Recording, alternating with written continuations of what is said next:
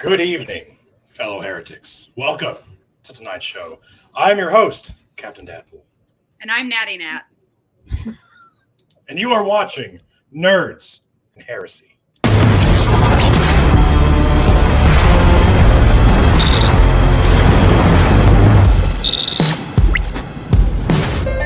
Hold on to your butts. Surprisingly All right. smooth. Hello. That just said hold on to your butts. Yeah, it's Yes. a Oh, yeah, quote yeah. from No, it's Jurassic from Park. Jurassic Park. They also say it on the Morbid Hang on, I podcast. got- I'm not sure if anyone is familiar, but I'm not. I had somebody make that intro for me, so I'm not sure. That's good. I love it. I'm I just say it all the checking my time. So little I have a IP. mug that says "Hold on to your butts." Perfect. Not what it says, but you know. That works. Same. Actually, right. Dr. Alexiana Fry sent me a mug. Not the same mug, but it's a good mug. Yeah, it says "Take no shit." Oh, see, I work with shit, so it's. Don't start no shit, won't be no shit. I like Sorry, I work with Well and Septic Life, which is working with shit because I do water quality and shit. So That's... that. And shit. anyway, Ta-da. side note. There we go. Hello, Okay. everyone. We have Yeah, a hi. feminism episode. So, our I'm guest so excited. tonight, I have been wanting to do this for a while. It's our guest are Dr. Alexiana Fry, who has a PhD in the Old Testament, a specialty in feminism and trauma. Is that correct? Did I get that right? You're muted. There you go. There you go. And Heathen Queen, who PhD needs in no internet. introduction. His PhD Hello. in shitting on fragile white guys, mostly. Something I like feel that. like not to continue this, but like we started with hold on to your butts. Natty loves working with shit. And now I'm shitting on dudes. So I feel like this is the Wait, feminism we have a and theme shit going here. episode. oh, Yeah, okay. this I sounds guess we kinky. did develop a theme here. Didn't even notice that. By the way, real quick, I got a new microphone. So if it sounds too much or something, let me know if I need to adjust it. I don't know how. it You should sounds. definitely talk. should move into it the closer. red bit and not the black bit. Oh, I have it twisted the wrong way. It's Because it sounded really it's good when you directional. brought it towards your face, and then it sounded very far away when you put it down. Yeah. testing Perfect. testes. I mean, it sounds Testes. really good. Like, No testes here. Mm-mm. There's I one have some in pair. a jar. Do you? That sounds amazing. I would love to study them.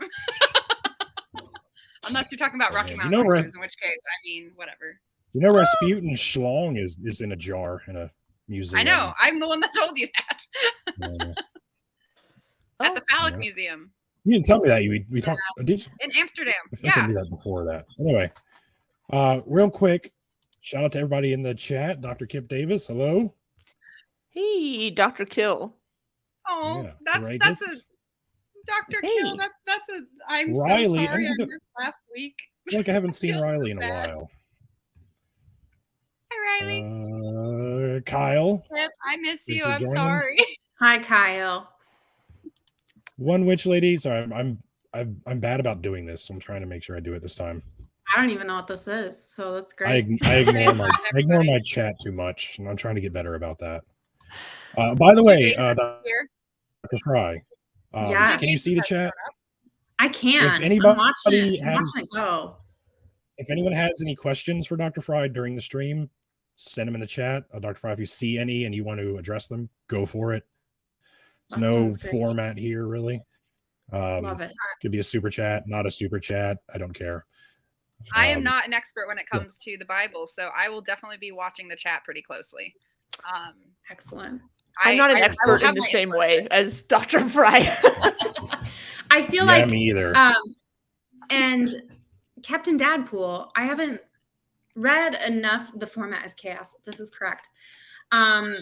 We all talked about our neurodivergency before the thing came on, so it's fine. I feel like I heard a little bit of your backstory, but are we all like ex-evangelicals here? Is that what She's it interviewing Yes. you now. Yes. That's is? cool. We're all like It all little started. bit ex-fundies here. He has a degree in Bible. Well, something. yeah, so do I. Yeah, I would Actually, agree. I I have a degree my bachelor's is in worship arts. See, Oh, I wanted you're to one of lead- those. Cool. I wanted to lead people to the cross in Yeah. song with my sexiness. Yeah, Chageza. Oh, Jesus. Yeah, that's right. I love it. hmm I would never have said the last part. It was really No, no. No, Yes. but you're yeah, it's really more pretty, subtle than so that. you know that you could do that. And you Thanks. should do Do it, you but for know- other reasons now. I love it. There's so How many stories? Because I watch like Sean McDowell's live streams and shit because I'm weird. And how many like Do you hate Christians and yourself? like ex-atheists come on there and they're all like a pretty girl invited me to church. And that's how they Yes. became an apologist. It's like every fucking time. Like, Dude, pretty girls have the strangest effect on men. Like, it's what is going unbelievable on here? if you're like pretty. The I- things you can convince a man to do for I no have- reason. I have never understood why people think that it is sexist to say that a man thinks with his dick. Because at some point in time, it happens. Be it for a man or a woman or whatever you're attracted to. Guys are able to literally lose the brain cells up here and just put them down there.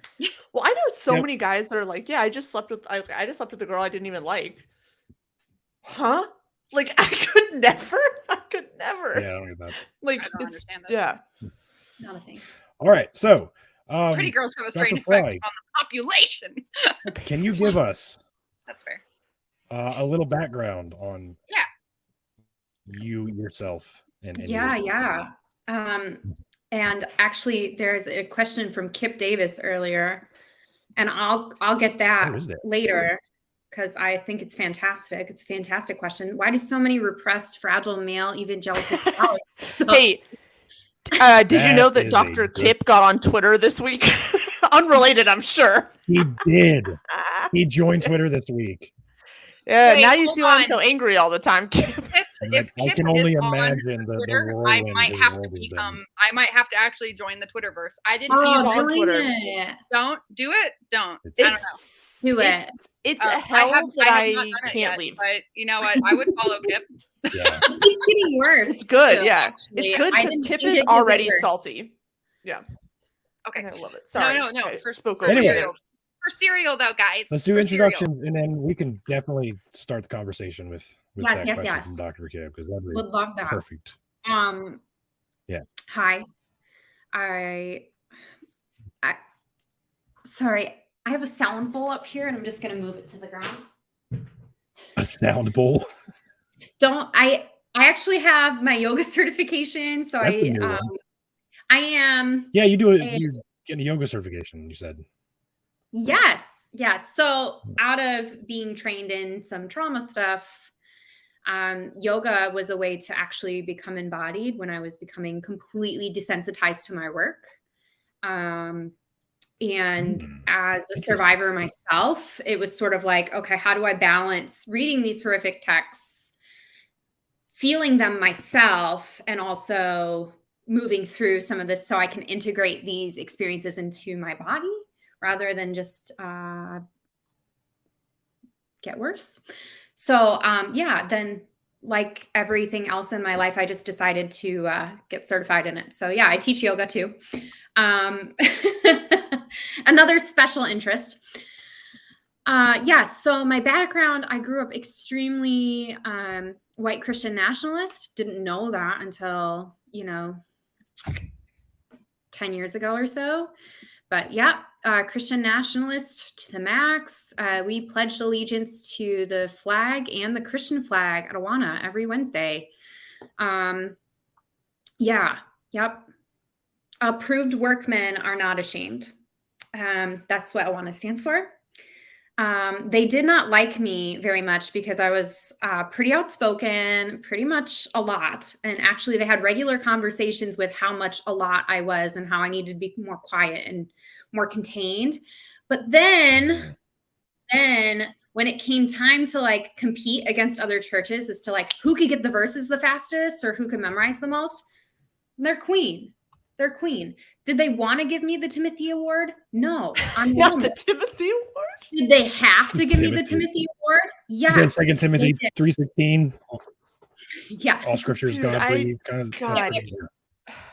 I Yeah. also did Awana, so like listening to all of this, I'm like, Yeah. but sorry, yeah. continue. A little much. A little much. I remember being a part of Awana for maybe a year, just a year, and I remember getting kicked out. Like they were like, we need to repress you, and I was like, no, I have questions. I have Eventually questions. I asked myself out.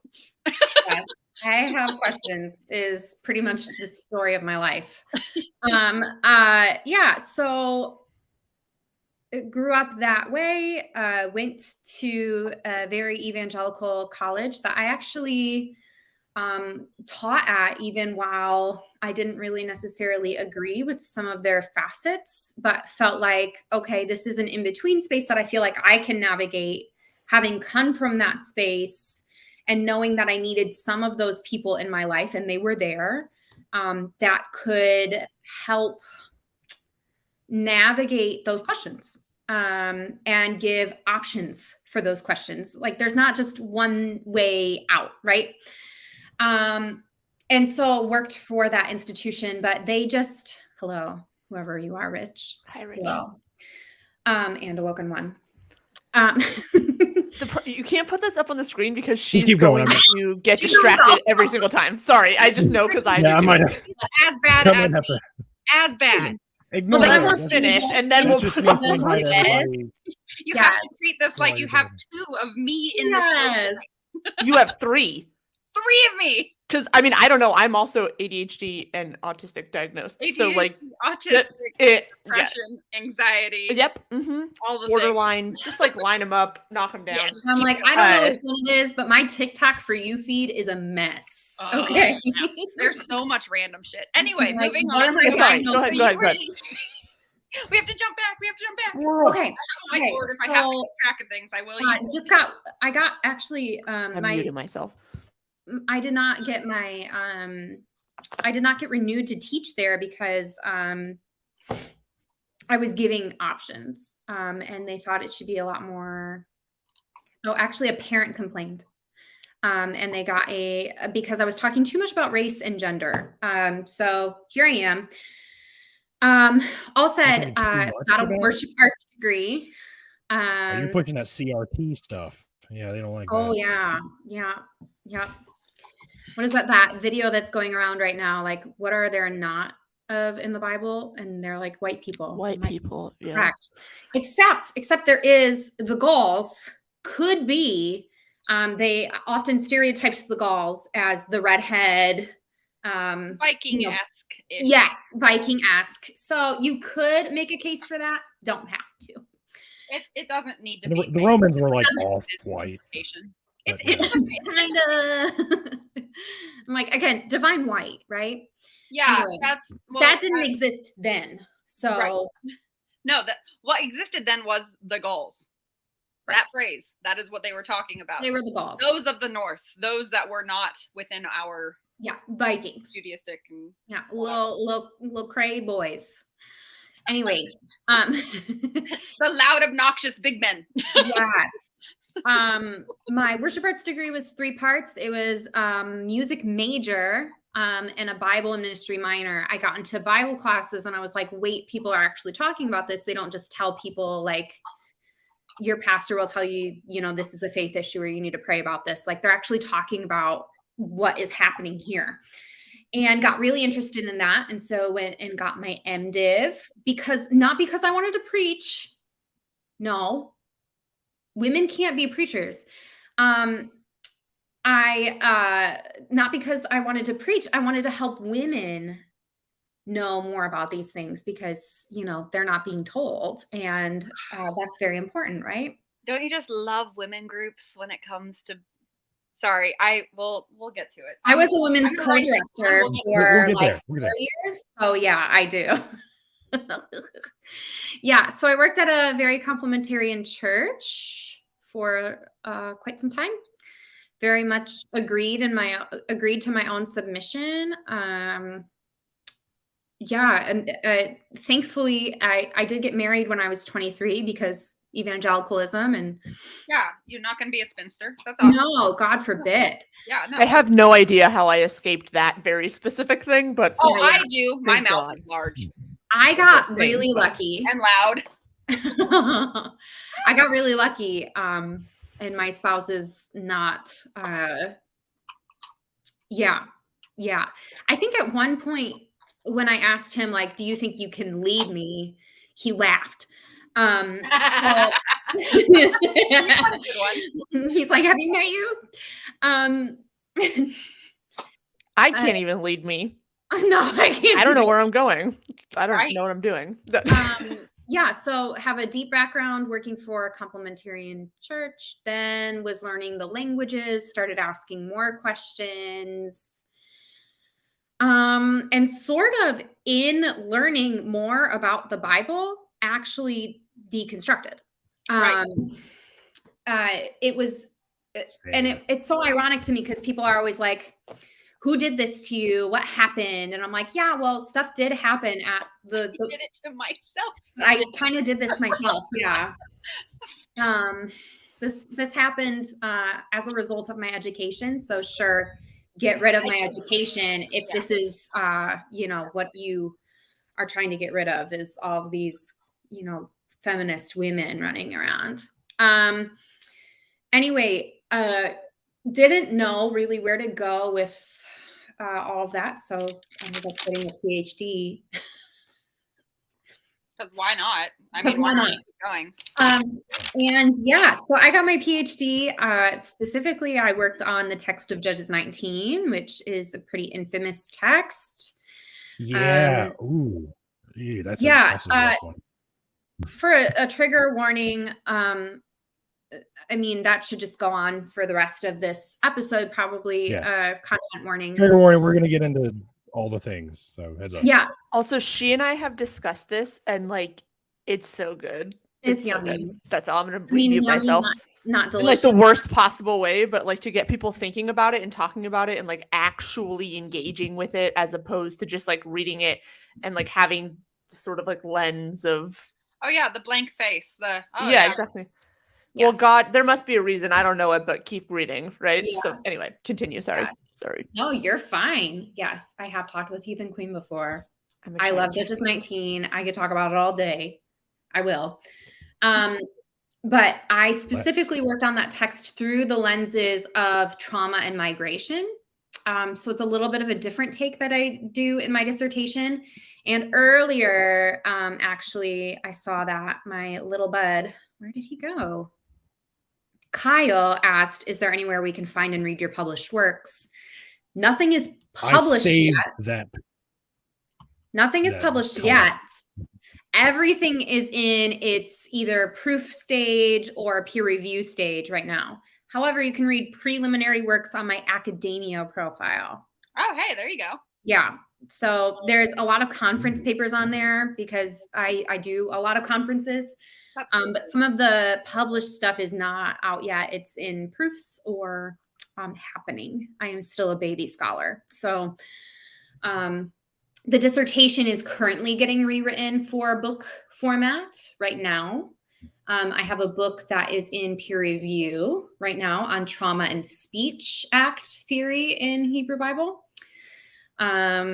And I have a chapter coming out on the lucky virgin in Judges 19. Yes, because there is another character in there. And she is the virgin daughter that's sort of pitted up against the concubine who zonad or prostituted in the beginning. And I could talk all day about that word itself.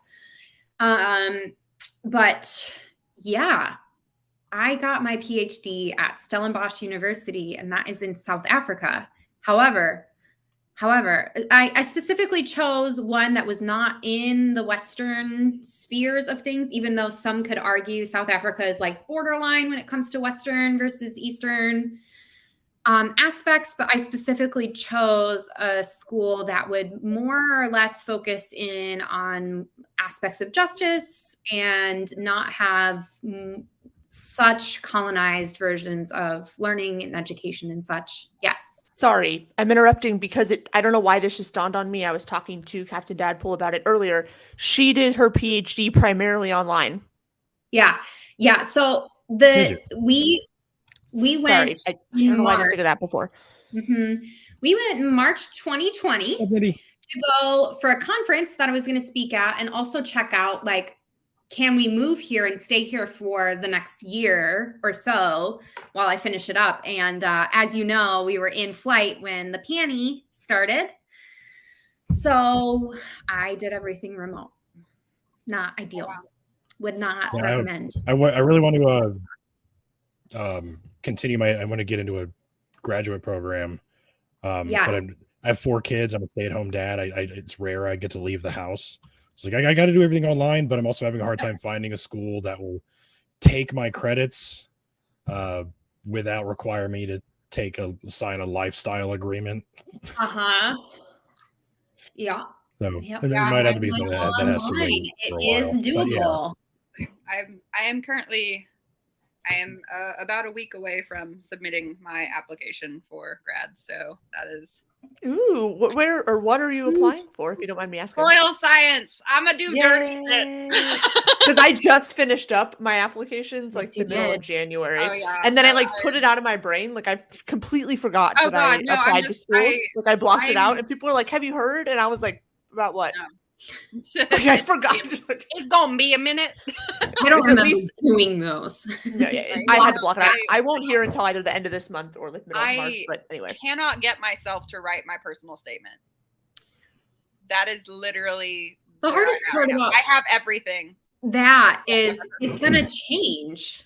Like, Right, why but- don't we allow Well, for but that's my fluidity? personal statement is what they want. They don't want an example of any of my essays. They don't want an example of any of my work. They want, like, I mean, they have it in there, and I have a few to submit, but they want a personal statement from me and where I want to go with my career. And I'm like, fuck, I can't talk about me. I can't write about me. I'm bad at this. I can't. I do had to that. have someone who works at a writing center specifically with people doing personal statements, like help me with mine, because I don't like, as much as I present this one way online, I really don't like being like, and then I did this, and then I did that, and then I did this, and I got these now I'm grades, and doing I did that thing. Where I want to go. It's like, yeah. Not fun. No. Not fun. Nope. So that's the only part I'm missing right now, and it's not due until March 25th, which is a really late deadline for most grad schools, which kind of threw me off. But All about that. yay, North Carolina. Anyway, I'm okay with that, but because that day is so far away, I'm like, I have time. My That's ADHD right. brain is like, You won't do it until 2 days before. This is correct. I know Worse it's the for worst. me. So like I need to start doing that. Anyway, that's a side note. Maybe I should write that. I'm gonna write that Right. down in big letters over here. Start my personal statement. This is I'm sorry. I think this is a good place of my to life. This is where we can start. I like to it. Dr. Kip's question. Yeah. Why do so many repressed, fragile male evangelicals, scholars, suck so bad at reading the Bible? Love to hear your take on that, Dr. Fry. Because they're repressed white scholars with an a Because they priori want to read commitment. about white men, and Sorry. as soon as they start reading, they start getting confused. I'm not the doctor here, but Because like, they come from a place of that's privilege. my take. Sorry. I Right, just and they wanted to also throw that they've out been there. told, they think that they have a divine understanding from God based on whoever the fuck they learned this from, whatever place, their pastor. And so they take that to the text, and then they will do like hermeneutic gymnastics, like twist themselves into hermeneutic pretzels to get the text to say what they want it to say. Sudden And then mental contortionism. but anyway, I'm gonna let They become let you finish. flexible immediately. I'm gonna claim my time. you go ahead. You're the doctor. I'm just Um, annoyed by that. No, But yeah. no. I love it. So on one hand, being a textual scholar, this is the biggest issue that we're running into even now. I mean, we have Heathen Queen here, and she will tell you most of what we have to fight online are these people. And the hardest part is it's the age-long issue of white male fragile repressed scholars. And again, you're not wrong, Jessica, in saying it is really the first two words that you used as adjectives to describe the scholar are the reason.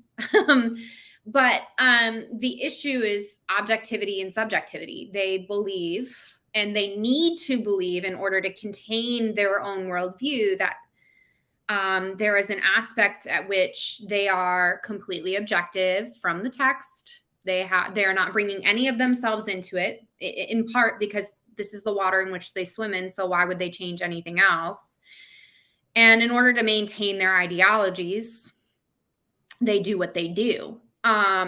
Because to change at all would be to admit their place as perpetrators, as, I could talk all day. I'm a textual scholar. So there's an aspect at which I'm like, yep, this is the objectivity versus subjectivity conversation all day long. On the other end of it, I'm also a trauma scholar. This is not to say that these people are traumatized. I believe, I mean, granted, I'm not to pathologize. I'm not. Okay, I got all those out. Not to pathologize our entire world, but to pathologize our entire world so we can actually deal with it. We are all these just little traumatized babies running around with all of these really messed up coping mechanisms, with all of these different ways in which we have learned to survive. And nobody has taught us how to process certain things and events, etc., in order to change worldviews, in order to change the world in general. I believe if we actually started dealing with trauma in general, we would actually be changing some stuff. But instead, we have the aspect of we view trauma survivors as hollowed out victims. We view them as snowflakes. And so there's a lot of just ideological aspects going on here. And I could talk all day on this, but I want to ask. Roland is wearing off. Okay, I'm all over the map. No, it's fine. I want to bring up a concept, and I want to see your take on it. Because one of the ways I was able to, I guess, cope with being marginalized a lot in scientific communities because I'm a woman, was my thinking and being able to reverse. I used reverse psychology on myself by making it seem like white male scientific scholars, but like these guys, they themselves are victims because no one ever told them that they weren't right. No one ever gave them the concept, like they themselves are their own worst enemy, right? So it's toxic a bullshit masculinity, because, right? So when you look at them, it's like the idea that you're right. Right. Yeah. Every man in the world should read bell hooks. Thank you. We trigger them via our comment. Now, don't get me wrong. This is not me saying okay. It's okay that they do what they do. They fucking no. It's not okay. But to them, when we call them out, it is a fucking defense mechanism for them to look at you and be like, you don't know anything. Like, no one has ever taught them that they are not in the right. So it's actually interesting because I'm going to bring up like a little case study when we talk about this. So it's fun because I'm actually currently working on this for another conference. Hey, Jimmy. So have you heard of the book? I'm just going to grab it. The Bible for shitty people, by shitty people. So Women Talking, Miriam Toews. Okay. Just came out with a lovely, horrific movie rendition of this. It's wonderful. You should check it out. Again, content warning. Everything I study is a content warning. So spoiler alerts as well for this book. But essentially what happened, and it is a fictional retelling of what they think could have happened, but it is a real event. The real event happened in a Mennonite colony in Bolivia. Women were waking up in the mornings with bruises, with blood all over, having been raped. And they couldn't catch whoever it was. The elders in the community were saying maybe these were ghost rapes, maybe you're making it up. et cetera, et cetera. There was so much until finally one of them was caught.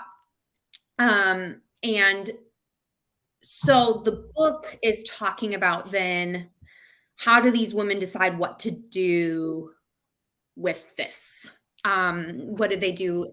And in the movie and in the book, they discuss like, okay, so if we leave, do we bring the men with us, or are they just going to continue to perpetuate these actions?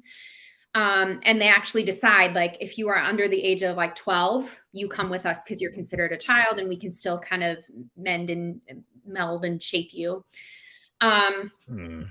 Red flags. Yeah, there's some aspects here, right? And then again, it's remembering like they're Mennonite. They are still religious peoples, but they are trying to make sense of like, they have been silenced for so long. These things have actually been happening to them. So it's also a trauma response, but it's also, what do we do with our community? This is a communal trauma, and this is also integrating the individual in the communal. So this came out, and the Gospel Coalition, trigger warning. Oh no, not that. Yeah. They came out with a report of some of the movies that just came out in Sundance. Report. And essentially the author was like, women talking just erases like Christianity. Christianity is the problem because True. blah, blah, blah. And again, it's asking the question, okay, why aren't you answering why Christianity may perpetuate these crimes? Instead, you're just going, I'm so persecuted because I don't want to deal with the rot that my ideology has wrought. Thank you. That was a good wordplay. I see. The wordplay. That was nice. It was really nice. It just came out. I didn't even plan it. Didn't write it down. Normally have to write these things down. She's a poet and she didn't even know it. Anyway, but God damn it. It's just asking these questions of, they couldn't deal with this because it threatened their worldview. And again, very much like their worldview, instead of going, maybe there's something about this. What is Christianity and patriarchy writ large doing to harm women and children and even men? They even talk about, well, like, aren't our kids who are 12 and up victims? Like, they didn't get a choice. Like, they've just been here. How do we not? It's good. Sorry, I'm reading the comments as they come up, and a big fan. Don't do that. Yeah. I've got my eye on it. I'll let you know, but Jimothy will. One ADHD friend to another whose Adderall has worn off. Don't do it. Yeah.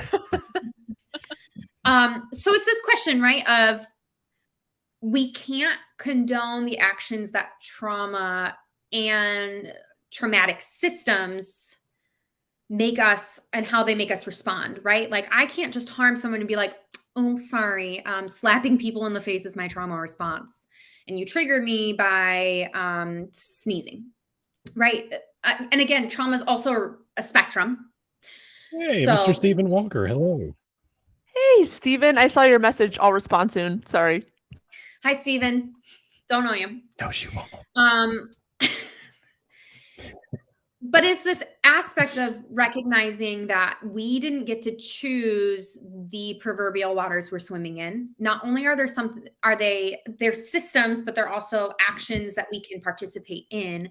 And so it's this complex, to bring back a term that we used earlier, it's a complex shitball of what do we do with all this, right? We're both victims and perpetrators at the same time. And that's not to, just call myself a victim and then, okay, everything I do is fine now. There's got to be a more nuanced conversation when we talk about trauma, when we talk about victims and perpetrators, and we binary everything and don't realize that we're just floating around in all this soup. I quite literally I presented at a conference for over an hour about patriarchal conditioning and how it impacts men specifically. Like obviously it impacts everybody, but I think we talk less about how it impacts men. And when we do talk about how it impacts men, it's often in a very like sort of antagonistic or maybe defensive. Like, I don't know. It's not in a way that's very compassionate. No. And like, I get it. Cause like men, 98% of y'all. That being said, like it's really important to talk about the ways that this conditioning harms men and like what it requires them to do in order to prove their masculinity. And I'm saying all of this because the way that most everyone and the way that the Bible is written, obviously, is through this lens and filter of patriarchy. And so like while you might not think of like, yeah, let's talk about deconstructing patriarchy and then like understanding trauma in the Hebrew Bible, they are part and parcel. Yeah, anyway, I won't go on too much about that, but like that's exactly what I wanted to discuss because I have read The Body Keeps the Score. That guy is super problematic, and there are other books by people of color and women that talk about the same stuff that are way better. But I have read it, and so yeah. Anyway, good job. I think that there needs to be a format created or understood of how to break apart male psyche, or at least their ego when it comes to being. I don't want to talk about it. No, but that's okay. Let's go ahead. No, sorry. It's exactly what you're saying. This is by a clinical psychologist with like 30 plus years of working with men and boys. And as you can tell, I used it a lot for my chat. Yeah. And it talks about all of that and it gives case studies. And I have recommended it to every single person that is like, how do I better understand this, in conjunction with Bell Hooks's book. Always The Will to Change. The Will to Change. Or well, actually, I can find it. Yeah, so this is called I Don't Want to Talk About It by Terrence Real. And the other one is called I just said it. The Will to Change by Bell Hooks. Right. And now I'm actually gonna shut up. No, so yeah, so both of those are books that I have heard and never been able to write down, so now I have them, which so is good. Great. But yeah, that's exactly it. Is we need to know how to do this breakdown of a male psyche's trauma, because their trauma is obviously different than ours. Their training and the way they are brought up. Yeah, I know. You just hold off on it. It's like it's trauma, and I'm using it as like a big old air quote off to the side because we don't really see it as trauma. But what we do or can see it as is it's kind of synonymous with conditioning, I think sometimes. Yes. Yeah, like, that's like men are conditioned to think a certain way. It's not necessarily traumatic, well, just but it is still a form of trauma. Take this apart, right? So we have patriarchy. That's a whole thing.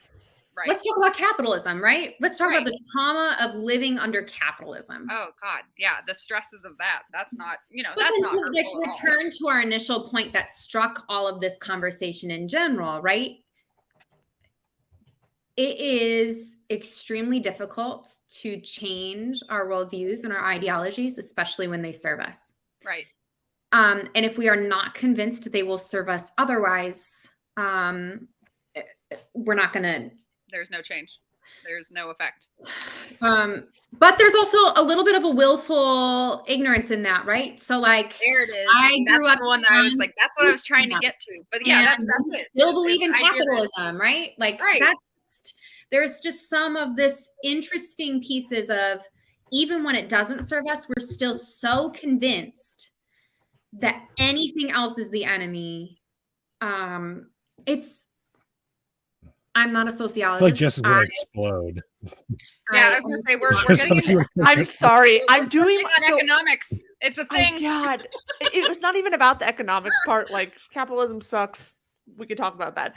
And I'm doing my best to practice not interrupting with every thought that I have. I've been sitting here sending messages to my friend because I'm like, I'm not going to interrupt, but this is what I'm thinking, and I need to like get it out. Yeah. So sorry if you saw me doing that.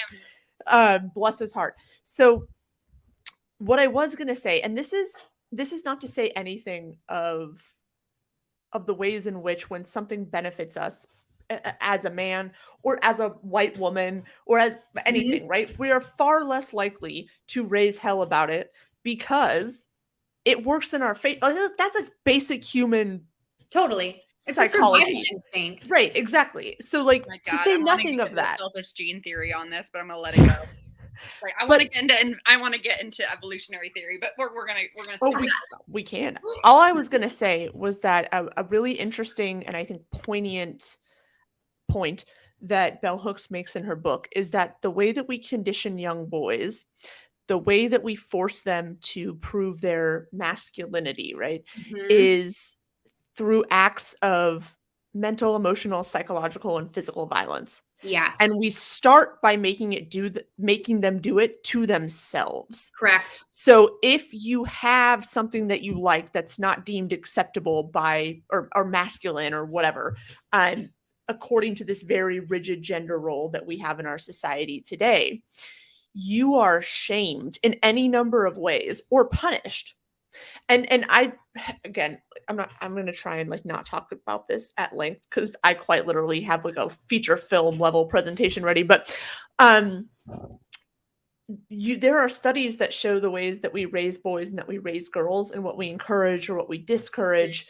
And underperformativity. This development of masculinity, like ultimately what it is just this constant excising of things from yourself. It's like a series or a long-term process of loss. And oftentimes it's done through very violent means. And I say violent, but I mean like not just physically violent, right? But that's part of it, but emotionally, mentally, like all of these things. And so, yes, absolutely, people need to be accountable for the harm that they are enacting. And I'm not giving anybody a fucking pass. Come on. No, but we've got to get to the root of this. Right. But I think that needs to be said, right? Where it's like when we tell young boys and their mothers that relationship pretty much at a certain point needs to be like ruptured because otherwise they're going to be too soft. Right. And like, we encourage these, I just burped, sorry. We encourage these like. We both just had dinner. It's like rites of passage that now are much more psychological than they are physical. But if you look historically, rites of passage for young boys have everything to do with being able to bear pain without a response, to be alone, and oftentimes to be abused and exploited without a response. Yes. And women's rite of passage. Jump in on this. Oh, please. Yeah, no. Anyway, again, I could talk about this forever, but I think that's really important. That's all. Yes, real quick. What's up, Derek? All right, go away now. Hi, Derek. Love you. I read a book. I think it's been years. I think it's called Hold On to Your Kids. I forget the name of the author. But it's all that like I went through a phase when I read a shit ton of parenting books, and this is the one that stood out to me the most. And it said when a kid falls and gets hurt, like don't run to them and scoop them up and be like, "Oh my God, are you okay?" Unless it's like obviously really bad, because then you're training them that people are going to come to you whenever you need them, no matter what. But on the flip side, if they get hurt, you don't ignore them. Like, brush it off. You're fine, because then that teaches them that their pain is a burden to other people, to never let other people know that you're hurt. And they said what to do instead is, again, unless they're screaming bloody murder, if they fall down, like scrape their knee a little bit, but like, you're fine, calm down, stand up, come here, let me look at you. And they'll come to you, and then you cuddle and be like, "Oh yeah, you're good. You okay? You ready to go back and play? Okay, go play now." And so that gives them that balance. So that's what that memory just popped in when you were saying that, Jess. Versus that book. like if Haven't you thought fall about it in a down long time. saying to me, there's no blood, but like it's like, come here, I'll give you something to cry about. Yeah, I don't do that either. You don't. I'm just saying, like, this is something that I've dealt with in my past. Is like I'm starting tearing up. My uncle would be like, "I don't see any blood. I'll give you something to cry about." And just like, it's like that is like fear. Yeah. So like something that actually has come up today for me that I was talking to someone about is like, and this is me again as a woman, so socialized and raised as a girl, and also a white woman, so like all of the privilege that goes along with that, so it is exponentially worse for any number of other people, right? But when I was raised, and I couldn't even pinpoint exactly how it happened. I'm sure there's a lot of factors, but I really, really, really am very uncomfortable. Like, I will talk happily to the internet about my life experience, my traumas, my whatever, the things that have happened, right? When you get me in a one-on-one conversation, like if I'm not being funny or fun or helpful or whatever, I feel like I am burdening the other person because like I'm just talking about shit that's happened to me, right? Or like my life or how I'm feeling. And I feel like by doing that, by requiring that somebody be there in some capacity that isn't me actively serving them, right? Not serving, but you know what I mean? That isn't me giving them something that like I'm then being a burden. And like I think that's a lot more common than many folks realize. And I think it's really deeply rooted in how we're conditioned. I'm not a parent, so I really can't. I don't know how to even speak on any of this, nor do I want to be a parent. Do I have people who are bad parents in my I generally life? don't recommend it. No. I'm not a parent either. Don't want to be a parent, but I do have a 4 lot little of sisters. Parents in my life also don't recommend it. So if you do, stop at 2. I have 4. Don't have 4 kids. I'm the oldest of 5. Don't do that either. I'm one of 8. My grandma was one of 19. Is it a Duggar? No, sorry. Is it a Duggar? I'm so sorry. Is she a Duggar? But she definitely. I found out that it was my grandma's dad was a preacher, and he very much intended on keeping his wife barefoot and pregnant the whole time. Yep. That was. I'm cool with being barefoot, but like not. I regularly asked my grandma for stories about her mom, and she's like, she was kind of an angry lady. Except there was that one time I loved my dad. He was the best. He had except there was that one time that he pulled a gun on my mom. Except there was that one. I'm like. Just like casually in passing. Yeah, he pulled a gun. Yeah, that's no big deal. Sounds like my upbringing, to be honest, but yeah. Anyhow, there are 2 questions. What were we talking about? There are 2 questions at 6:41 and 6:42 that I feel like would be good. I feel like we could talk about the systems that traumatize all day long, and they are the problem. They are the root of the problem. And until we attack those problems, as in those systems, we're screwed. But that's a whole thing. We could talk about that all day long. Yeah. Sorry, y'all. I'm taking a quick break. I'll BRB. BRB. Good.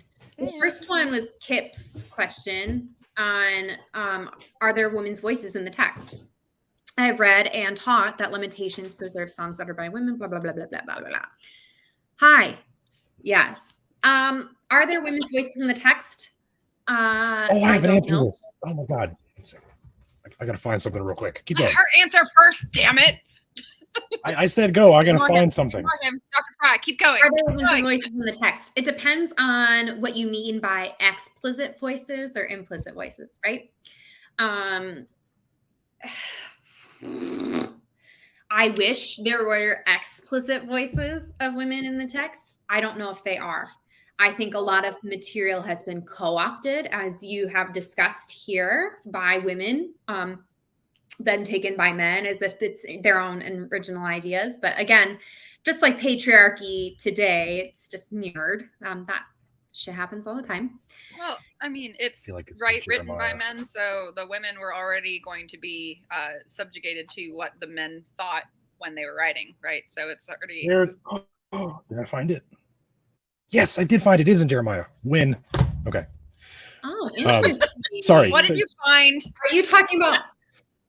I would love for you to peel that, because actually, interestingly enough, when you talk Jeremiah about 44? Lamentations, and then we're going to talk about Jeremiah, they're very much one and the same. So continue on your thought. Perfect. You can Yeah. bring So in this all in, Jeremiah, there's tie a it up. passage, Mhm.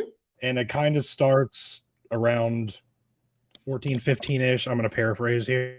Hey, But basically, it's the Israelites just trying to get them to go back to worshiping Yahweh. And Yeah. they say, basically, again, paraphrasing, why the fuck would we worship Yahweh? Life was miserable for us when we were worshiping Correct. Yahweh. Life is much better since we started making cake for the oh my Queen gosh. of And Heaven. the woman said, it's explicit. There's explicit. Oh no, sorry, I'm the And queen of she- hell. and Heaven. said the woman, when we were burning sacrifices to the Queen of Heaven, which was again cakes, not a sacrifice, and we were pouring out drink offerings to her, wasn't it without our husbands that we made for her sacrificial cakes in her image and poured out drink offerings on her? And that's to say that life was much better for us since we started doing that. So why would we go back to slaughtering our livestock for Yahweh? So there's an This explicit is one of the few mention. passages in the Old Testament where it says the woman said. Yes. Yeah. Yeah. And there are women who speak in the text, right? We have Hagar, we have so many other women characters, right? Yeah, Are but they don't speak with few? this kind of Yes. authority, this boldness. But especially when we talk about Lamentations, fun scholar fact, my supervisor specializes in Jeremiah and Lamentations and Jeremiah and trauma. Oh, look at that. Yes, they were. Look at that. Yes, they were. We love Dr. Kill. Her name is Juliana Claessens. I highly recommend her work. Can't recommend it enough. She was my supervisor, of course. And again, that was something I sort of stumbled into, and she has been a godsend in so many ways, whatever that's supposed to mean. It's still an idiom I use. There you go. But are they actually speaking? That's a great question, because it's being written by whom? And that's hard to know. There's so many characters that confound and break our supposed ideological pieces in the text as well as outside of the text. And yet, I have no way of saying, actually, I know for a fact women did this, right? I think that's the big argument, even in the New Testament, which I don't care to touch. The book of Hebrews, right? Was this written by a woman? I would love that. I can't say for certain. Especially when it comes to Lamentations that preserve songs uttered by women and then co-opted. I would recommend even reading other ancient Near Eastern texts. So we're talking like the Harper songs. We're talking the Baal cycle. Yes. The Baal cycle, was it a gnat threatens to kill Yahweh if he doesn't make a house for her brother or something like that? Yeah. Love her. Yeah, so it's hard for me to give a firm answer on that. And that's pretty much every textual scholar's out, right? We don't really have a firm answer on anything. It wouldn't be surprising to me, but I don't know the answer. That would be kind of fantastic for me to explore, but I wonder if my supervisor has already explored it, and I just have not hung out in Lamentations that much. I wonder if it's probably written by a guy, but I wonder if it's more or less an accurate account because he's complaining. He's writing this down as a complaint. These women said this, and they'd rather do this. You have mourners. You have women who literally they engage in acts of song and mourning and weeping. And that would be a role that they played in society. So why wouldn't that be a part of the wailing women aspect? and he's recording their songs, right, and then calling them theirs. Hmm. But And there's also that a aspect. lot of wailing in the Old Testament too, though. We have a lot of wailing. Sorry, I'm thinking out loud. Jonah, looking at you. Jonah does a lot of wailing. Jonah does a lot of wailing. Yes, he A does. whole bitch. I could talk about Jonah all day long You'll get too. it? Oh my You'll God. get it? Do I need to explain the joke? No, I got it. Thank you. I'm done. Everyone late. should I'm go starting to get read weird. all the things that I'm probably going to pronounce this wrong. And Edwina wrote. She's like our most ancient female author, not Hebrew Bible. She's like old Mesopotamia. Oh, But okay. if folks are interested, it's really interesting. That's all. Love that. I do want to address Stephen Walker's question at 6:42 as well, if we could. Yeah. I love that you have the timestamps like memorized. Oh, I don't. Nobody does that. That's all. I'm doing. I was going to say multiple that's amazing because like I forgot as soon as it went off the screen. Loctite. Got to memorize those Awana verses. So whenever somebody's like in therapy, how are your emotions? Nope, I don't feel emotions. The heart is deceitful above all things and desperately wicked. Who can know it? Sorry. I'm like, sorry, emotions. I don't feel anything. I have a Bible So. verse for everything. Let's go. Well, Okay, if the brain thinks, then the emotions happen, right? I just intellectualized the shit out of my Oh my emotions. God. You I go literally away. had a teacher tell me that once. She was like, you can't intellectualize yourself out of all of your feelings. And I said, watch. I was like, watch me. Bet. Dick Watch. walking. I will have an outer body experience. Fucking right hold my beer. now. Oh, Watch I me can't. dissociate. We'll see Watch about me. that. Watch me. Watch me. It seems the word has been hijacked. This is a common complaint recently. And I think part of it is coming out of the fact that we are sort of trying to embrace, we're actually becoming a little bit more trauma aware. I won't say a lot more trauma aware, but a little bit. Actually, many people have been talking about how because the word has been used so often, it's lost its meaning. And I think this is an okay space to be in where people can be like, okay, I'm uncomfortable. I'm going to call it trauma.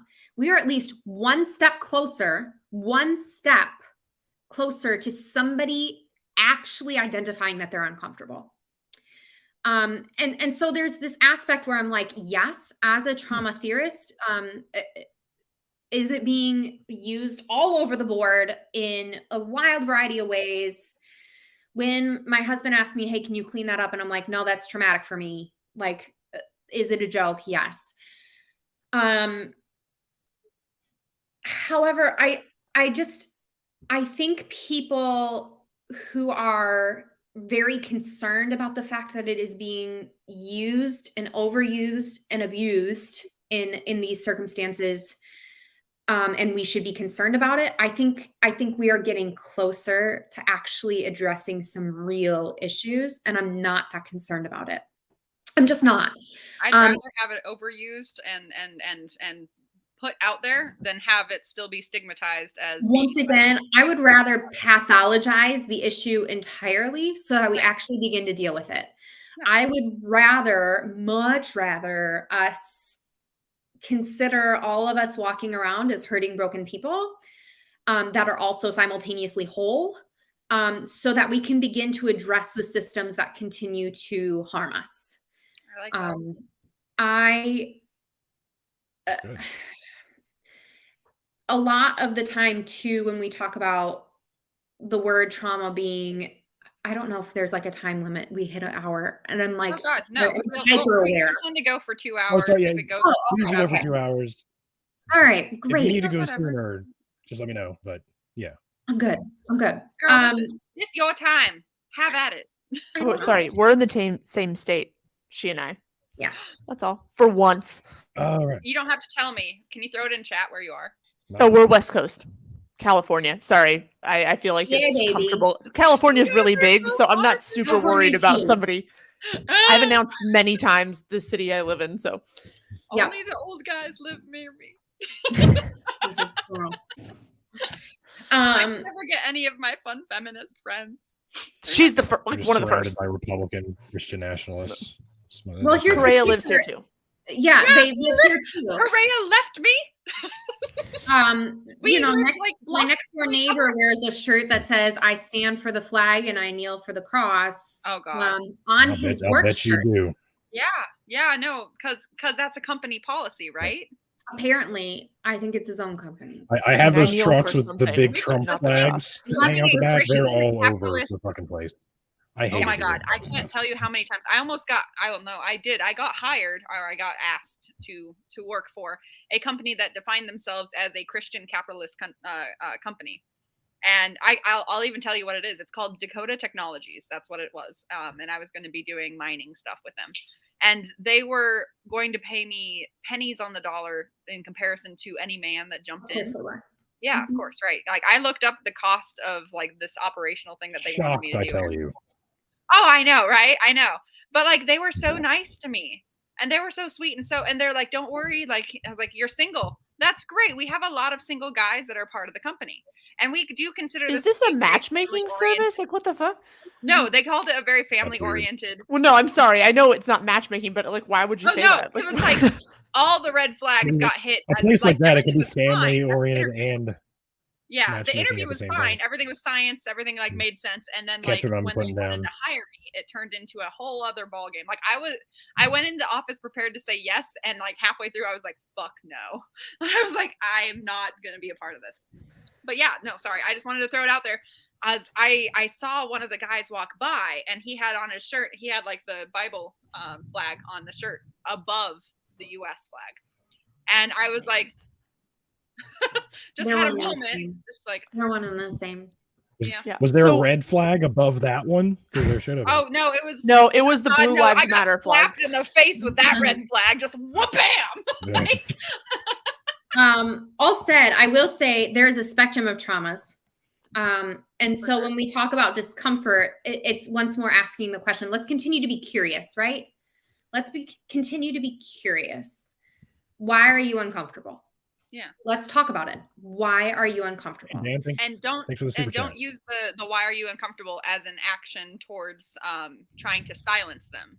Because I've been around people, they're like, well, why are you uncomfortable? Like none of this makes any sense. A Tell lot me why you're of uncomfortable. That's too aggressive. Like you have to take it as a anyway, sorry. A lot of the qualms when it comes to trauma being more a part of our collective consciousness. That people might have to take accountability for the fact that they've enacted harm that has traumatized other people, or they might be traumatized themselves and they don't want to deal with it. I don't know, just a thought. This is correct. That's it. It really is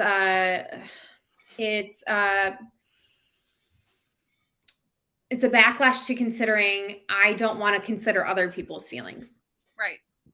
And feelings, and then once again, what are feelings? Like feelings Right? mean nothing. They're an inconvenience, obviously. Yeah. So it's Sorry. yeah. Hi, Kyle. This is a good Bad one. joke. You're still on, Kyle. Go to bed. I apologize for that. Do you bad know joke. Kyle? I do know Kyle. Oh, hi, Kyle. Yeah. I think Kyle's good so. people. Nope, this wasn't directed towards me, but I don't care. I think that like her book has absolutely moved. Go off. I want to say moved the needle in some ways, but it's sort of hard to really like pinpoint because the people that were going to read that book Yeah. either were very interested in it or were very interested in discrediting it. And so when you go into it with the lens of wanting to discredit it, you're not reading it for what it says. And also you're feeling attacked. Like if you want to discredit that book, which is 100% a historical book, it's not filled with thoughts and opinions. It's quite literally filled with like historical facts that you can go look up yourself. But if you go into that book with that sort of that mindset, like what you're and no, please. And the thing is that half the people that like reviewed that book were white evangelical men who didn't actually read it. Come on, Be real with me. Like I like Time for they would I would need them to prove to me that they read it because their reviews were hot Let's write a garbage. test. Cherry And picking. it wasn't even about the book. It was just about like how we shouldn't talk about like evangelicalism this way. Look, it's just a straw man. We But in don't any talk event, about Bruno. I think that if you are Just like someone Andrew that Seidel's like book. exactly, hi Andrew, I think Like, these that fuckers that didn't read book- that shit. no. I would be remiss to say that it didn't move the needle, but I do think that it moved it in very specific ways so that like folks that like maybe had a sort of ephemeral like understanding of this topic or history or whatever got down to the nuts and bolts and were like, oh yeah, like my position and my understanding, my thoughts are right, and here's like the evidence to back it up. And the people that were already primed to not believe it, didn't want to believe it, saw it as an attack before they even opened it. Maybe moved the needle in the other way for them, or like not at all. But like, I think for those people, there was like on a good day, in best case scenario, it planted a seed in somebody that's gonna like scratch at them for a long time until they decide to maybe do something about it. And I hope that that's what happened. I hope that like took root in some people and at some point they reckon with it. But it's one of these things where it's like it was so important and so poignant and so good and like powerful. But it's also a book that's like you're going into reading that book because you've had kind of like one of two experiences, maybe not two, but like you've had like a very specific experience, right? You either were a Christian, you are a Christian, and if you are a Christian, you're either a progressive Christian or you're a Christian nationalist.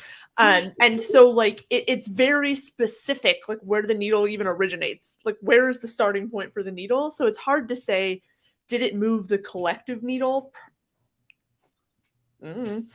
Sorry. I'm going to jump in here. I was going to say this turns into a statistical issue, which is I know that's where your mind went. I know it is because I was watching you and I was like, oh God, this is a scientific nightmare. Like I was like, let me not be the biggest nerd of all time. To do like, first off, psychology experiments in and of themselves have been proven to be well, there's the whole concept, and I can't remember which doctor did this, but the whole concept that if you perform the test in and itself is invalid, right? Yeah. That already is a thing. So add that onto a selective group of people that are either interested or being forced to read this, and then add that onto the mentality and the biases that they go into reading the book with. Exactly. The people reading it are a self-selecting sample. Population density that is just like awful. So yeah, answering that question is I'm going to say that the question is hard and probably inaccurate because we can't say yay or nay, but we can say with those that read it, that came in with an open mind, yeah, the needle probably moved. I would hope so. I mean, I think if you came into it with an open mind, and sorry, I'm interrupting again, with no sort of like, I'm just reading this because it looks interesting, then like, yeah, it probably convinced you of the fact that history is real and that's what it is. Right. But like, the thing about moving the needle for indoctrinated people is that it doesn't happen with one book. Usually, it's usually a number of experiences, a number of books, a number of like lots and lots of sleepless nights, lots and lots of just wrestling with shit. So like, absolutely, can someone pick up one book and have their life changed? Yes, definitely. However, for most folks that are deeply indoctrinated, one book will not move the needle perceptibly. It's like special relativity when it comes to indoctrination. You can't see the change. Even indoctrinated people are often discouraged from reading. Yes. Like at all. From reading. I was told not to read so many things. You know, as a Christian, they were like, don't read anything that's not Christian. Like, right. Don't read Harry Potter. And there's good Christians and bad Christians, right? Of course. And there's Yeah. so much that I was told not to read Right. when I was deeply in it. Yep. And then Same there's here. also this other aspect of, you know, we're seeing that today, right? That's Like why I read a lot all the now. books being taken out Yes. of Florida, you know, et cetera, et cetera. We're seeing a lot So of that. this goes into and I'm gonna bring up evolution really quick.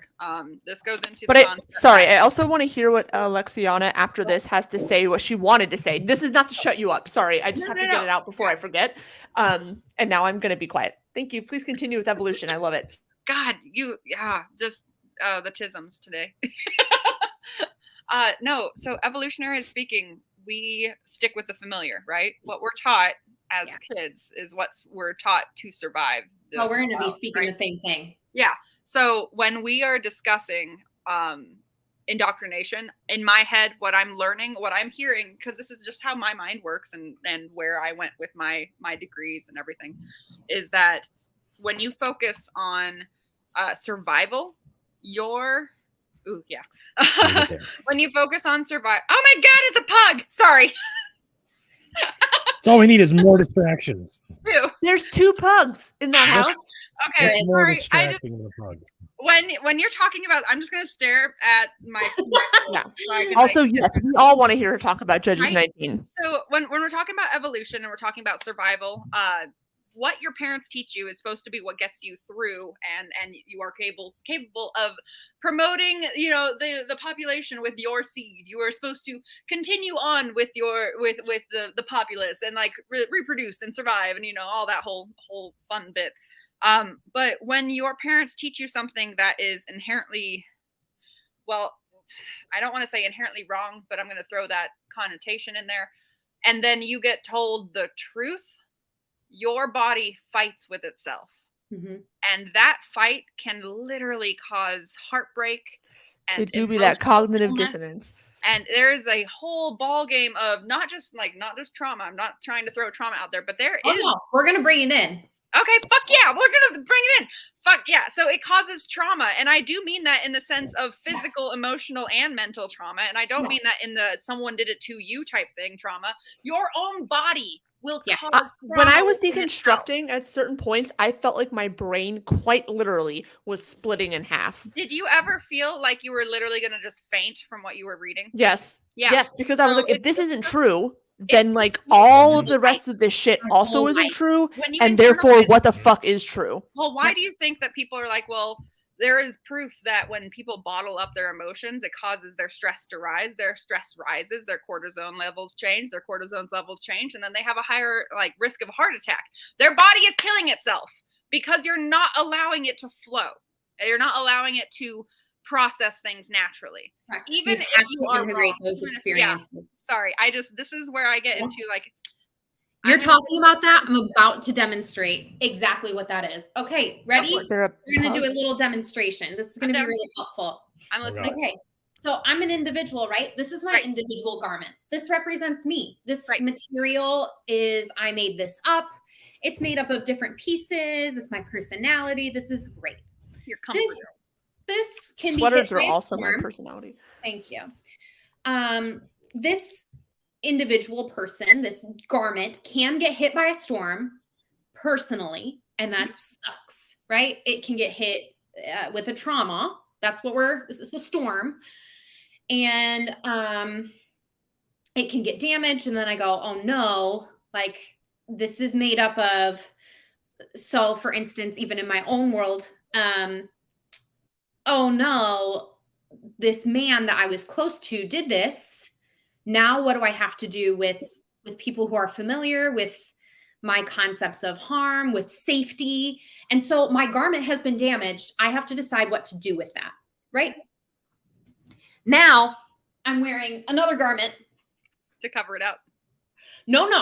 Oh? No. I have to decide what to do with that hole. My garment may be completely damaged and I have to get an entirely new garment. I could patch it up. I could pretend like that hole isn't there, right? There are so many different responses. This is a large group garment, okay? This is a large group garment. And so even though I'm wearing my individual garment, I'm also wearing this large group garment that if you're in my large group, say you are also in the United States, you are wearing this same large group garment. right? And so there's other aspects of, so there are people that hold up the proverbial canvas tent. So say this is a tent. We're going to just create a little tent. And so there are people that hold up these things. It's a Here, fort. I'll make a tent. I love you so much. I'm loving I'm a this. I teacher. really am. I'm literally I'm doodling your example. Like Hey, she is my like lost sister at birth. Anyway. And so this large group canvas also is being a tent that we're all under, right? So the garment that we wear as a second layer over our individual garments. And again, it's just like a jacket. Sometimes we don't even think about it. It's just something we have. But it's also the tent that we live under. And there are people who hold up those aspects of the tent, right, that we look to contain the ideological canvas that we hold at all times, right? Okay. So what happens when a storm hits and that canvas is destroyed, which is happening literally every day as we live in the United States and pretty much everywhere else? Well, many different responses, which is why we have so many also weird shaped, we're all wearing these interesting garments that also have pieces of that large group canvas, but also some of us have decided, and some let go. some let go entirely. They're like, I don't want anything to do with it. And the other ones are like, no. Yep. My spouse and I are like, can we move? Let's get out of the country. We have decided this canvas does not work for us. Right. Where can we find a large group canvas that's going to work for us? Yeah. That's a response. You're talking about herding. I know it sounds no. You're talking about herding. You're talking about survival. Evolutionary theory. We're all saying the same things, but in different speak. Right. It's jargon of different studies, but yeah, yes. I'm with you. When I talk to like psychologists and sociologists about trauma and religious trauma, and so they work specifically with people who have been traumatized. Right. And I'm talking about textual trauma and how texts are wielded in order to traumatize. We use different words all of the time. They're all the same things. Yeah. So herding, that's great. I did not know that was a thing. Yeah, no, so like, say you're part of a tribe, right? And tribe starts to disagree about stuff, right? You got to choose between. You got to choose. Tribes split. You got to choose one of the tribes. If you choose to go by yourself, you're either starting your own herd, or you're starting your own grouping, or yes. And if you choose to go with one or the other, you are literally solidifying yourself with your own safety net. But if you like, your survival chances are dropped dramatically if you don't choose. You got to choose something. Yep. And that's where things go. That's where the binary concept comes in. Is like, oh, I got to choose this or this. Even in this large group tent conversation as well. Yeah. When you live in an area, you don't have a choice, right? So like, while James and I would love to opt out and go find another large group canvas to be under, we are currently under this campus. Right. When you're a fish swimming in water, yeah, you can't escape the water. Yeah, your tank is there, and there might be like a little stream that you can get to, but so it's tricky. Kip, Alexiana, about this. I'm like, I already talked to you, Kip. You already know. If you got some Canadian buddies that just want to, like, so I can change the passport I currently possess. Alex Bob, can we, sorry to do this, I'm not, can we do like a hard left or right, whichever you prefer? Right. Yeah, and can you talk to us about Judges 19? Because the people want to know. Yeah, I want to know. Because I can get into evolutionary stuff later. Sorry to do that, but like we have, I don't know, maybe 30, 40 minutes, and I think it's valuable. I do want to answer Jimothy's question at 7:12. That was Cortado. Her name is Cortado. Cortado, if you are unfamiliar with it, is a coffee drink. It's in a shot of espresso, 2 ounces, with 2 ounces of milk. It's just short and sweet and gets you going. We have another pug. His name is Toast. And so together we have the perfect millennial breakfast. And I love that. That's just who they are. They're Sorry, perfect. you need another one named avocado, and then it would be like that would be the Then it would be perfect the millennial millennial. breakfast, We and That'd be like a almost also had millennial why breakfast I right there. can't buy a house. We almost got it. Oh, they're coming. They're coming. Speaking. Oh my God. Okay. Oh. They have Judges joined. Oh, and 19. they're on the Judges bed now. 19. I will let the dogs. Oh yeah. They're perfect. They are. Yeah. Um, Agree. I'll let the dogs be the backdrop to this because it makes sense.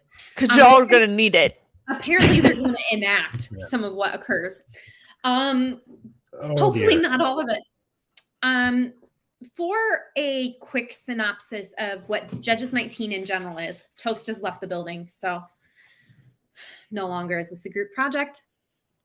It's like what would Judges have 19. happened in Sodom and Gomorrah if Lot if they had said yes when Lot offered the strangers his daughter. Well, what's interesting about that is they do say yes in Genesis 19. However, God comes in, the angels come in, and they save the situation, right? Lot is not excused. And I could, again, because the parallels and the parallels are so intense, there are 69 Hebrew words that are the same. Nice. Thank you. I don't get it. Is that a weird number? I don't get it. I cannot stop myself. Every time it comes up, I okay. to treat it. Hold as on. like, I'm going to nice. stop them from doing. Speaking From of doing 69, oh my, what's going on back there? I am my sense of humor is that of a 13-year-old boy, and it has never changed, and it won't. So, Okay, I got the inappropriate dogs to stop being inappropriate. continue. They were cute, but it's fine. So yes, Genesis 19 is a potential earlier retelling of this story. It's hard to know based on dating, but they are almost one and the same story. There's a few differences that I'm going to quick touch on then. So Judges 19 starts off, the very beginning, it starts off by identifying place markers. So, oh gosh, how in depth do I get here? Never mind. I'm not going to talk about place markers, even though place is a huge part of trauma. Okay. Place is huge.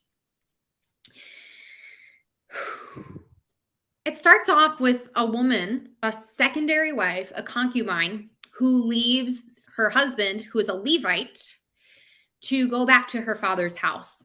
Now, when they use the word leave, yes, patriarchal society, she's going back to her father's house where she assumes she will be accepted, safe. I don't know.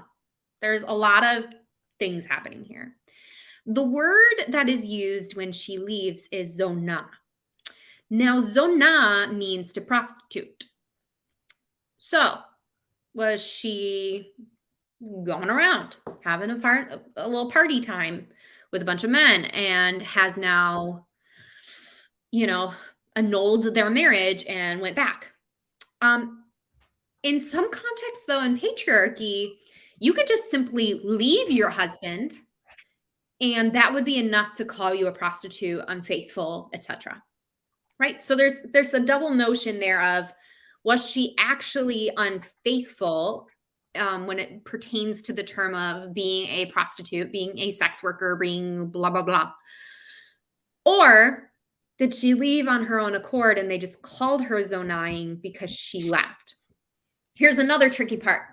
In the Septuagint, which is the Greek version of the Hebrew Bible, they do a few things differently as well in this text. One of them is in this verse, and the word is orgizio, which is mean to be angry. So she leaves because she is angry with him. So one has to ask the question, okay, why did she leave? We don't know. We can kind of guess, but we don't like to make a bunch of assumptions right off the bat, right? And again, we're good text scholars. We're trying to be objective while also recognizing that we're subjective. But the fact that they said that there's anger means that that's important enough to include. Mm-hmm. So, well, they're going to erase some other things in the text in the Septuagint. So I can't fully endorse the Septuagint's version. However, I do like that. So the husband is now like, okay, what do I do? I'm going to go to speak to her heart. There's another phrase. Okay. Whenever the word speak to her heart occurs in the Old Testament, it's not good. Okay. Not a good time. Pretty much every single time that occurs, violence or sexual violence of some sort is going to happen. Quite literally, being a woman in the Old Testament is not a good time. No, Ever. no, That's it all. really isn't. It really, truly is not. 10 out of 10 would not recommend. So he goes to speak to her heart. He shows up at the father's house, and are there good times in the Old Testament?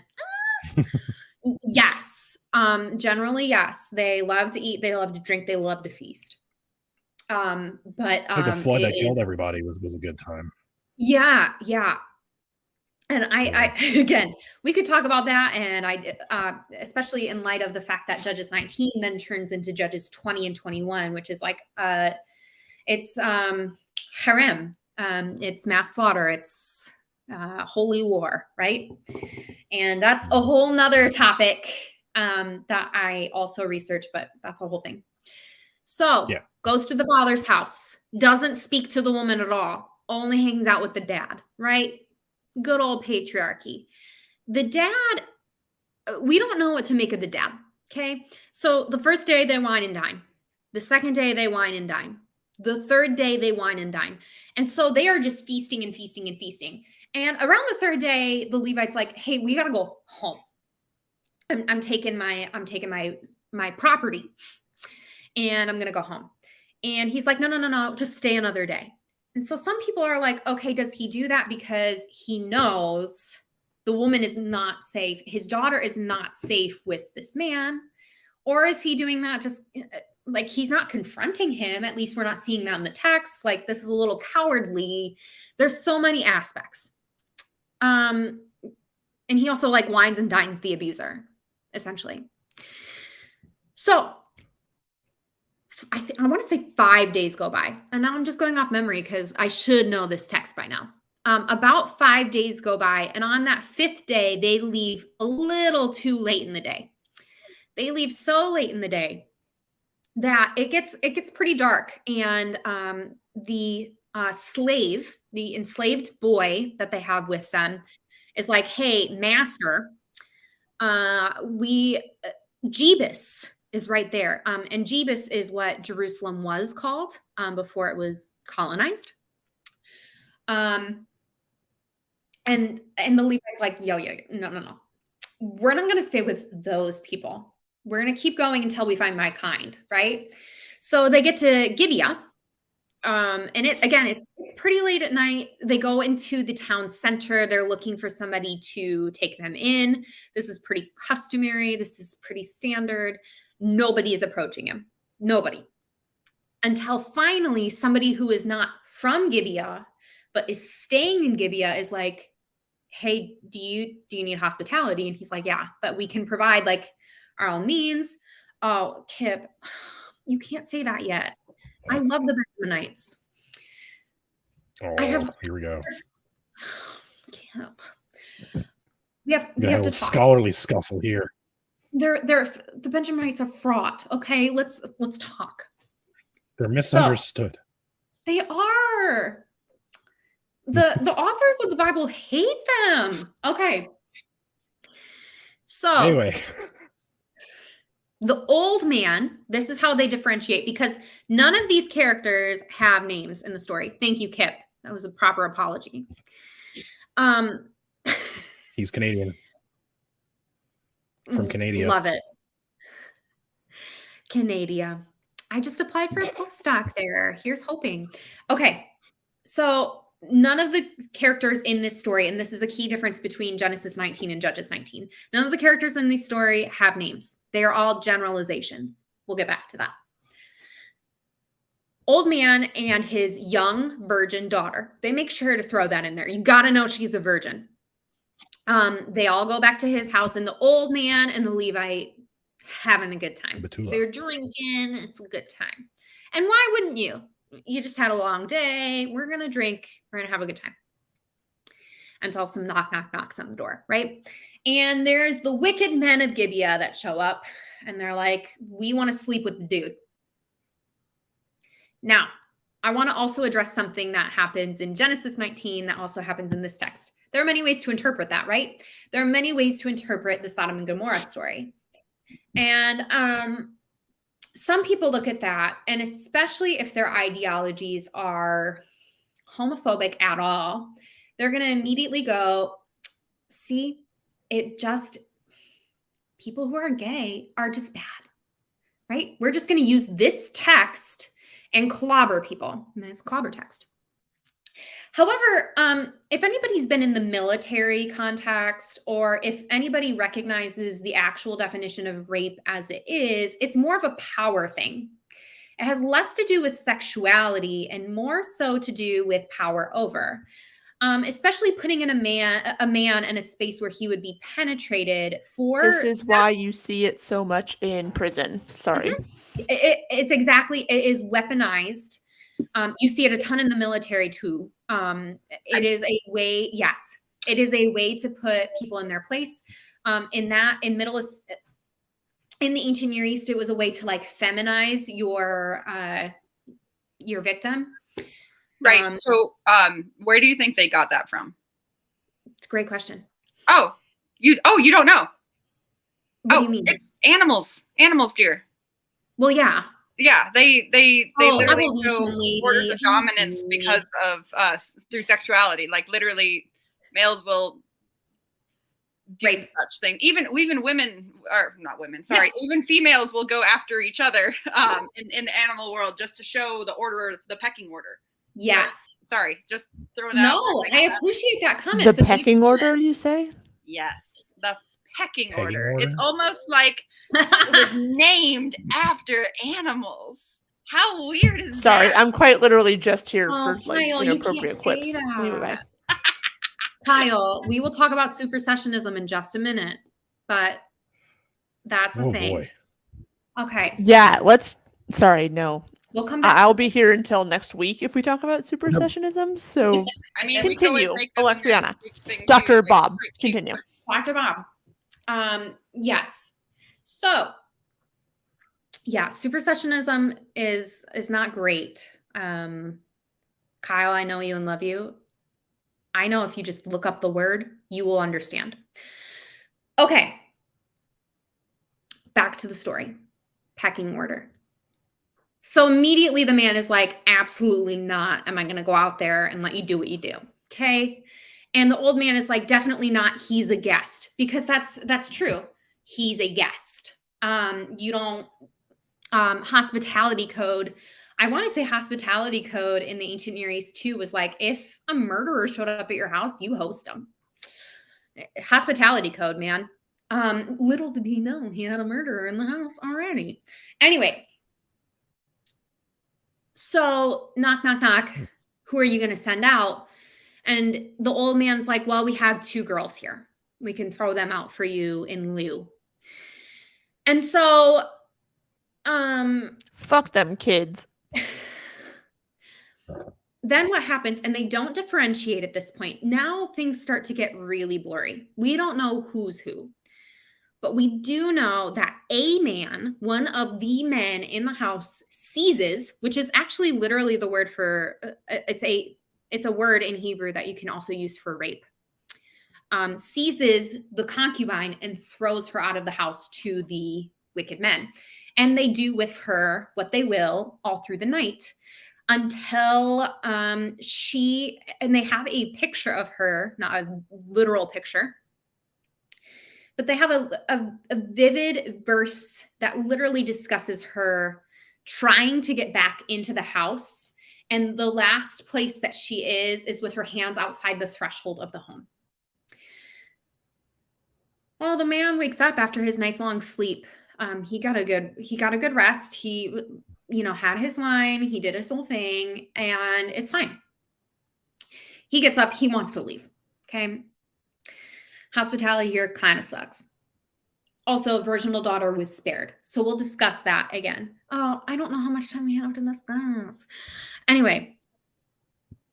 30 minutes. Sorry, as far as I know, there's not like an aggressively hard cap.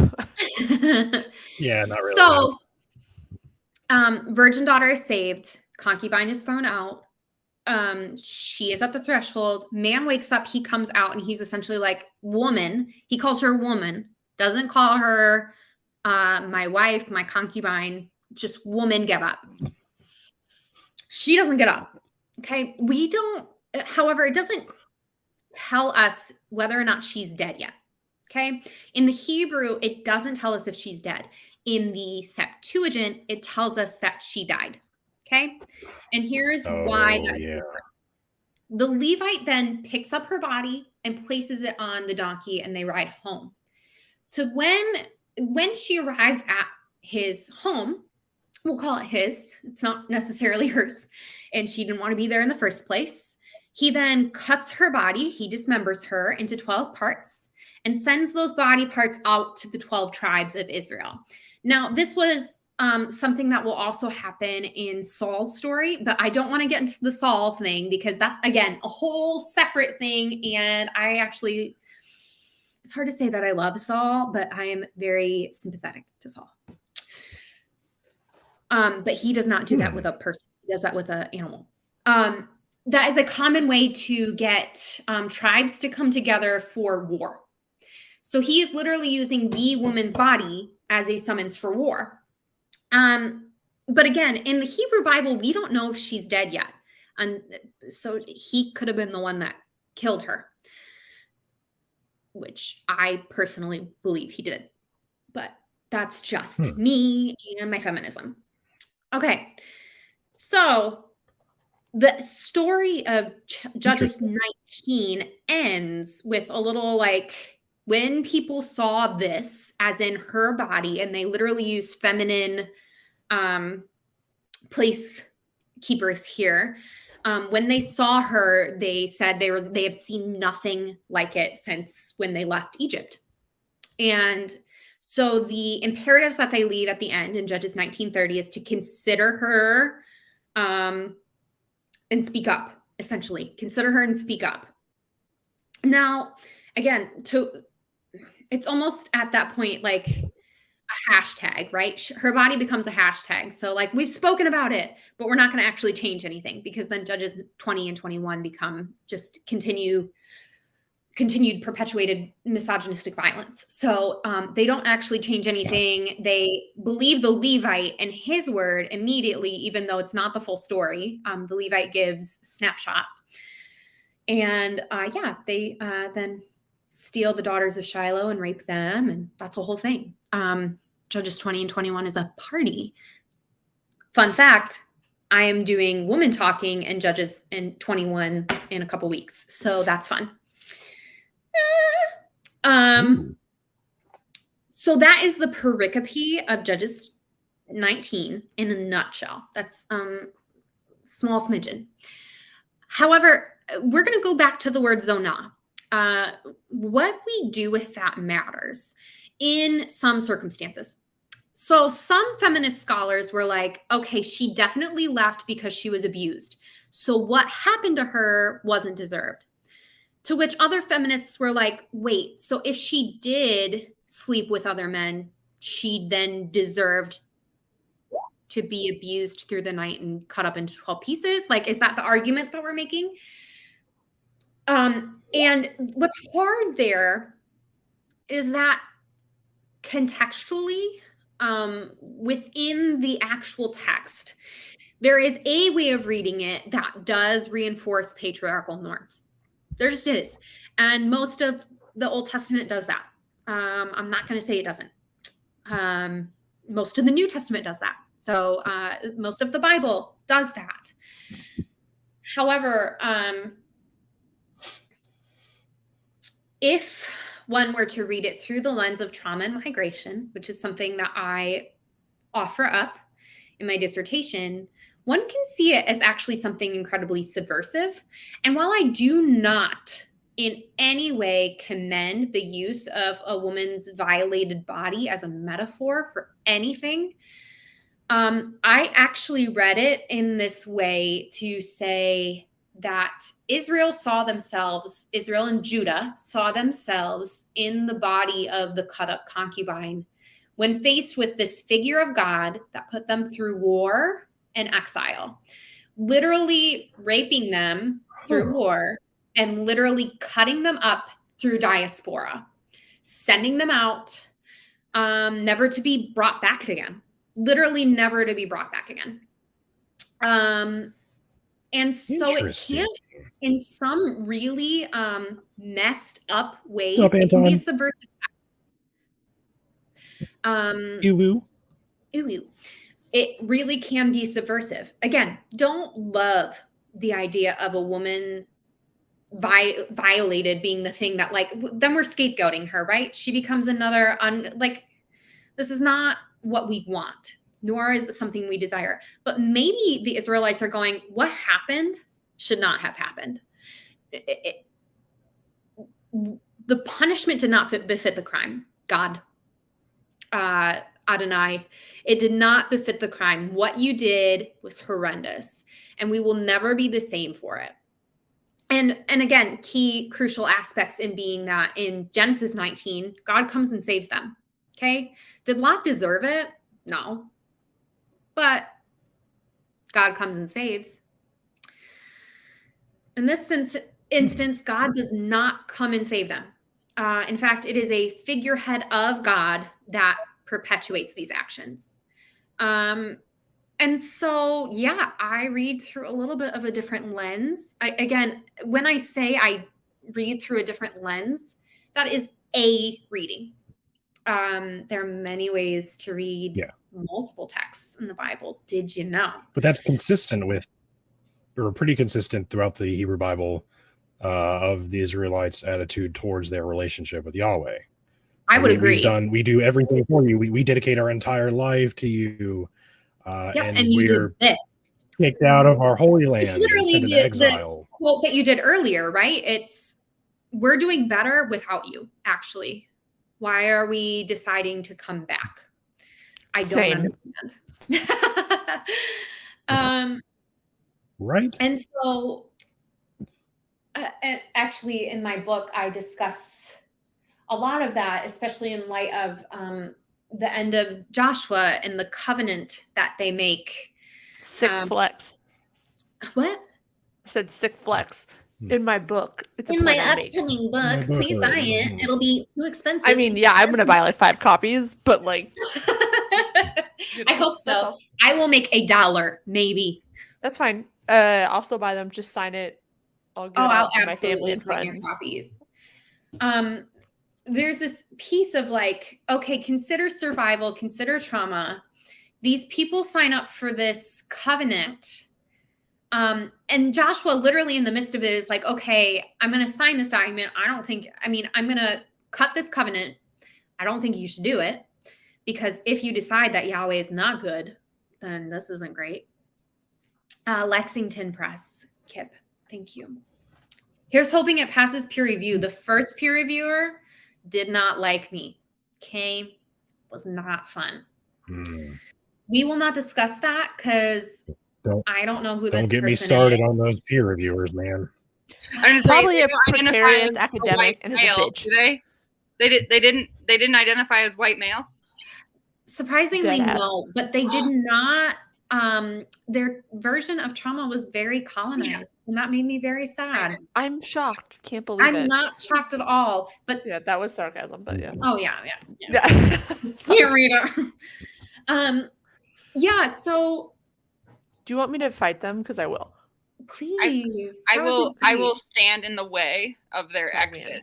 I'm not much of a fighter, but I will stand in the way of their exit. Yeah, great. You block the door. I'll do the dirty work. Oh yeah, no, no problem. I can be a bouncer. That's fine. Perfect. I just don't fight. Yeah. I'm not gonna mean right hook. I just don't personally do it. So even when I'm bringing up Joshua 24, this instance of like they're making this covenant, they're saying all of these things. At the same time, there's also a sacred oak tree that's hanging out in Yahweh's temple. Yeah. Who's that oak tree for? The Asherah? Uh-huh. That's traditionally what it's for.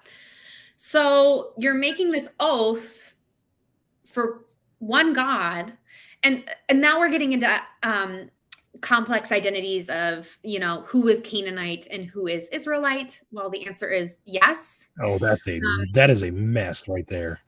It's a whole mess. Yeah. And then you're getting into these aspects as well of the people who are writing this text are far from the actual events of Joshua 24. And in fact, they would probably, if we're doing any sort of dating at all in Dating the way that I would this do economy. it, then it is going to be received by people who are currently being colonized by Persia, if not Greece. Not and yet. we're going to be Don't looking think at it's this out yet. Huh? What? Anton asked if where your book's available. I don't hope think it's so. available yet.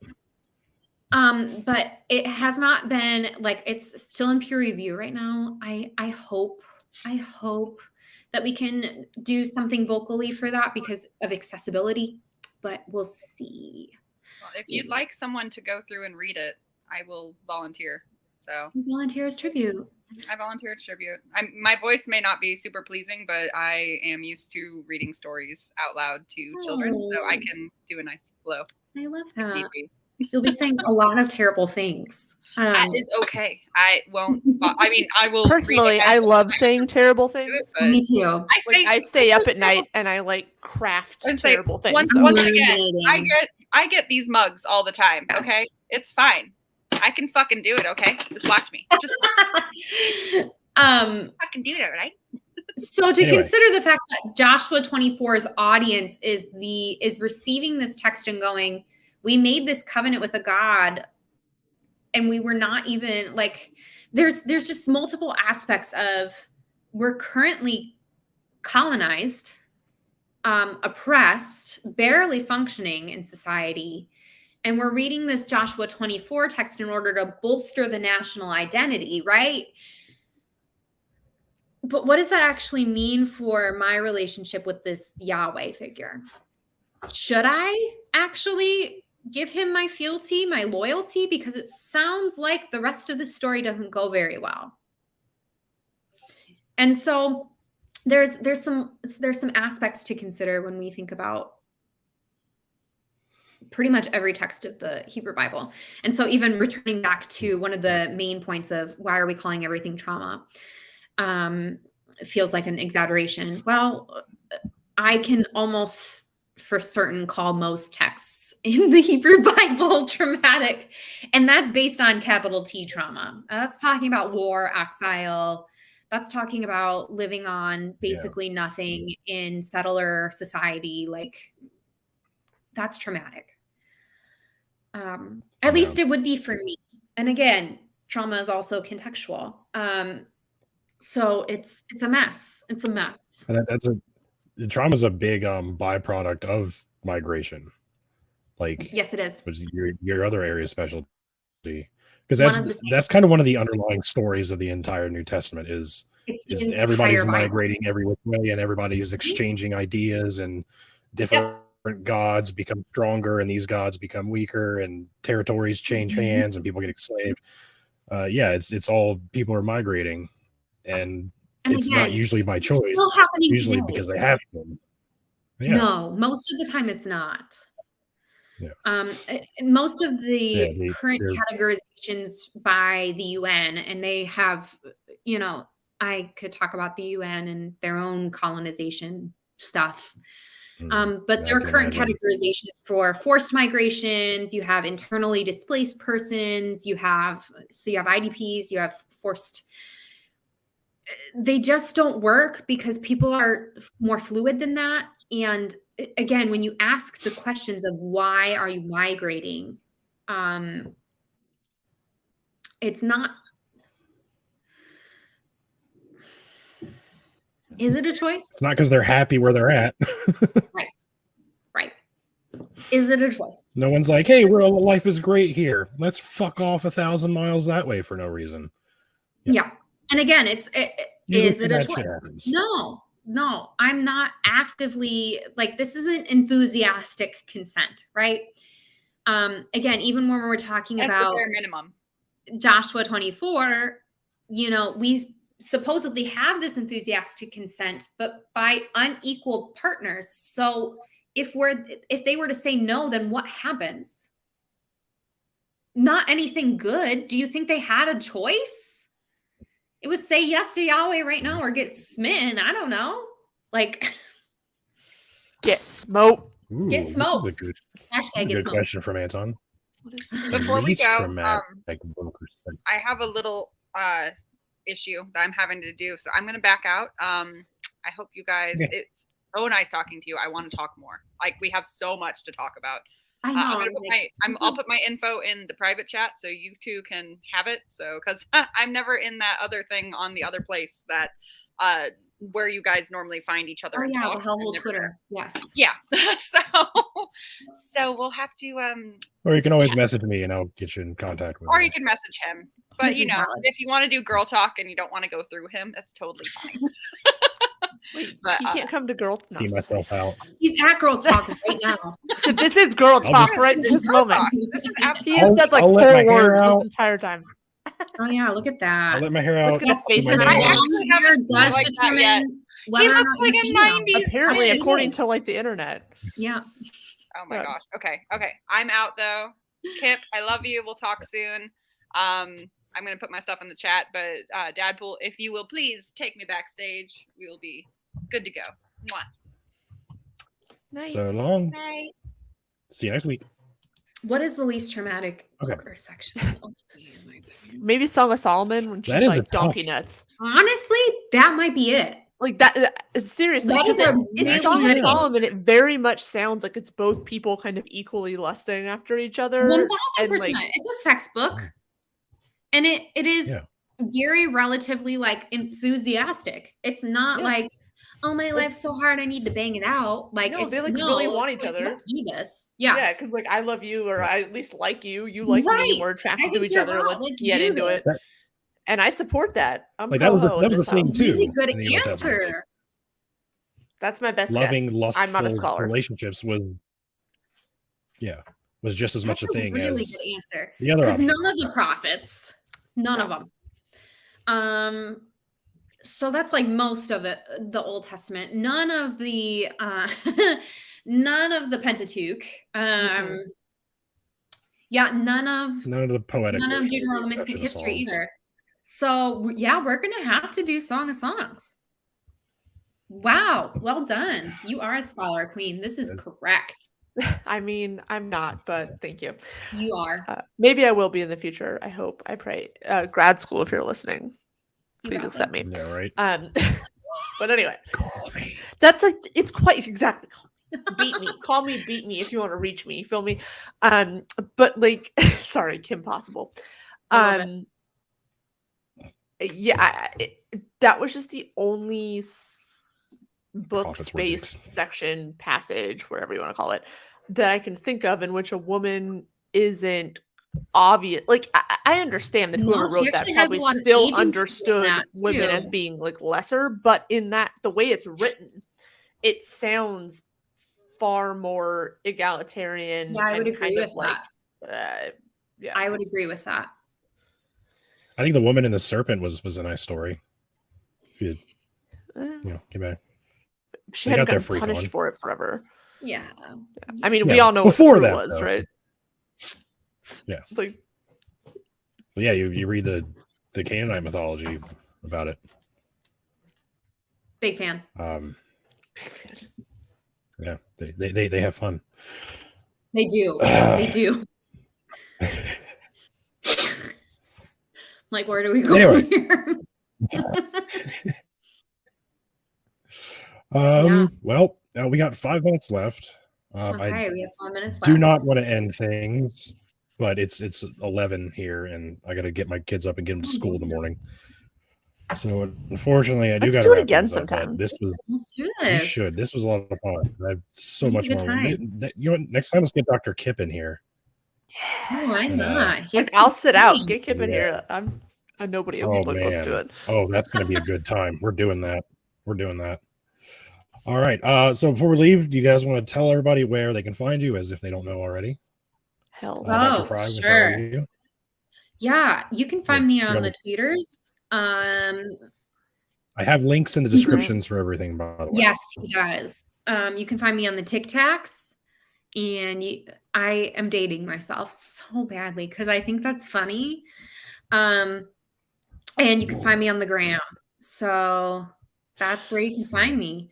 Oh, my spouse did just text me and said my website will be live tomorrow.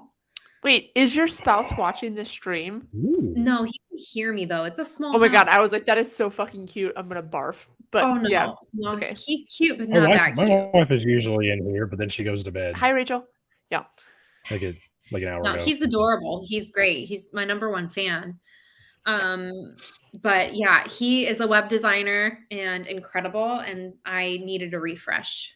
So he is refreshing my website. It's funny. I saw. And what is the link? Oh, You sorry. came up in my. Oh gosh, I think it's going to be my name, just www.alexianafry.com, because I think the D that I normally have in my name, which is my middle initial, confuses people sometimes. So yeah, yep, it's going to be that. He just texted it. He's amazing. Thank you so much, spouse. James Fry, you are a god. I love you. Yes. In like the most respectful way. That's all. That's fine. He'll take it. Yes. So yeah, that's where you can find me. Again, my published works not really out, but on the website I will have a link to my academia page where you can find things that I throw out there that are not quote unquote published, but are work that I've done. So yeah, very cool. That's me. Jess, where can everybody find you? As if they didn't know already. Yeah, right. You'll probably know already. I am on TikTok, obviously. Queen of the Heathens. I am on YouTube, Heathen Queen. I am on Twitter now. This is the new thing. My old account got suspended. I have a new account. It's So Help Me Jessica. So Help Me JESSECA. If you want to follow there. She's a good time. It's not for the faint of heart. You know what I mean? But it's not. But like if you know how I am and you want to see me with like less filters somehow, that's where you can find me. Did I at one time send a tweet that somebody tweeted about me and said, drag him to her? And she then did. Yes. Yeah, I don't remember exactly what I said, but I do remember that he never replied to me. Oh no, he did not. He had nothing to say all of a sudden. So which is shocking. He had a lot to say earlier. Yeah, so I will say this. On the Twitter, I have a gift curse, I don't know, of really having the ability to just ruin the day, week, month, year of bigots because I am incredibly disrespectful. They deserve it. So anyway, you can find me all the spots. I'm on Instagram, Queen of Heathens. It's all the same. Y'all know. It's a good time. Yeah. All know. Well, thanks again, you two, for coming on. This was, a lot of fun. I definitely want to do it again sometime. Thanks for inviting me. Yeah. Thanks, you guys in the chat for hanging out with us this whole time. Thanks for the awesome questions. Party. Stay tuned for more shenanigans. Oh, wait, I have an outro. Sometimes I forget to play my outro. Here we go. Hold on, you're done.